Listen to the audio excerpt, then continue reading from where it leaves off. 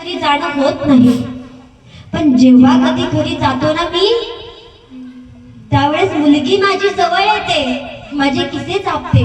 बाळा, बाबा माझ्यासाठी तुम्ही काय आणलं, बाबा माझ्यासाठी तुम्ही काय आणलं, अगदी प्रेमाने जवळ येते. हो अहो, 5 वर्षाची माझी मुलगी आहे. ती झाल्यापासून मी माझ्या बायकोला एक सुद्धा वस्तू नेली नाही ग. पण माझ्या मुलीसाठी मी कधीच रिकाम्या हाताने घरी गेलो नाही. हे असतं बापाचं आणि लेकीचं नातं. निस्वार्थ प्रेम मुलगी बापावरती करते आणि निस्वार्थ प्रेम बाप मुलीवरती करतो. म्हणून मी एक कविता त्या वडिलांना समर्पित करते की त्या वडिलांनी फक्त आणि आपल्या मुलाबाळांसाठी कष्ट केले, फक्त आणि फक्त कष्ट केले.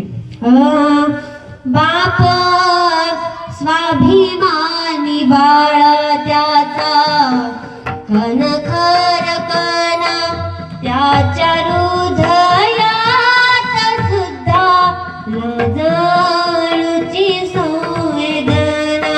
त्याची पहाडाची छाती, त्याच हृदय गुलाब, त्याच्या घामाच्या धारांना सोन्या रुपयाचा रुबाब.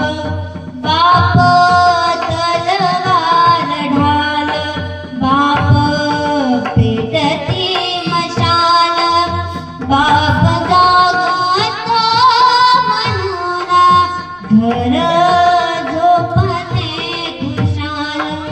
बाप घराचा तो पाया, आई कळस त्यावरी, जेव्हा खचतो न पाया तेव्हा कोसळते घर. बाप म्हणजे जसा रे, जसा पाण्यातला मासा, त्याच्या डोळ्यात थेंब कोणा दिसणार कसा. मायबाप हो, बाप आपल्याला रडताना कधीच दिसत नाही. तो फक्त त्याचे सर्व अश्रू एका क्षणांसाठी रोखून ठेवतो. तो क्षण म्हणजे बाप साठवी तो अश्रू वाट, पाही त्या क्षणाची जन्मभराचे रडतो. लेक जाताना सासरी, बाप म्हणजे जसे की एक झाडच बोली.